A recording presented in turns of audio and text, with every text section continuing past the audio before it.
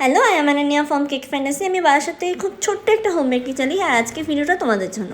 এই ভিডিওতে তোমরা অনেকেই ভাবছো যে বক্স থেকে বার করে আবার কেক রেডি হচ্ছে। হ্যাঁ, কারণ আমি বক্সে করে রেখেছিলাম, তারপরও দেখো আমার কেকে কীভাবে ক্র্যাক করেছে। আমি আবার সেটাকে ক্রিম দিয়ে রিফিল করেই নিয়েছি।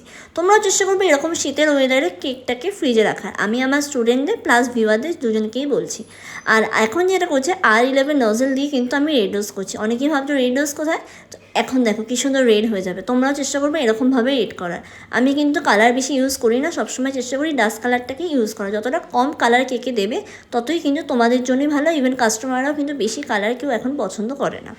আর পরে এটা ছিল একটা হাফ পাউন্ডের লাভ শেপের মধ্যে চকলেট ফ্লেভারের কেক। আর এরপরে যে কেকটা দিচ্ছ এটাও ছিল একটা হাফ পাউন্ডেরই কেক। আর কাস্টমারের ডিমান্ড ছিল ফুটবল থিম। কোনো ফটো আমাকে 3-4টে পাঠিয়ে বলেছিল, অনন্যা তোমার যেটা মনে হয় তুমি তোমার মতো করে বানিয়ে দাও। প্লাস আমাকে বলেছে আমি বানাবো না, আমি একটুখানি কিছু ইউনিক করার চেষ্টা করলাম। সবসময় ভাবে যে ফটো প্রিন্ট দিয়ে দিই বা ফুটবল মোল্ড যেটা হয় আমাদের অ্যাকচুয়ালি সেরকমের মধ্যে আমার কাছে রয়েছে, তার উপরে রিক্রিয়েট করার চেষ্টা করি। বাট এখন ভাবলাম যে আমার কাছে তো এর ডাইসটাই রয়েছে, তাহলে এটা দিয়ে কিছু একটা রিক্রিয়েট করা যায়। ব্যাস করে ফেললাম। আমি কেকের ওপর মার্ক করে করে পুরোটাকে আমি ফুটবলের জিনিসটাকে ওপরে, জানি না কতটা করতে পেরেছি, চেষ্টা করেছি করার। আর এখন যে নজলটা দেখলে অ্যাকচুয়ালি আমার গ্লাস নজলটা হারিয়ে গেছে মিনস আমি পাচ্ছি না, পেয়ে যাবো। যাই হোক, তো ইনস্ট্যান্ট আমার কাছে মনে হলো আমি এটা দিয়ে আমি করে ফেলতে পারবো।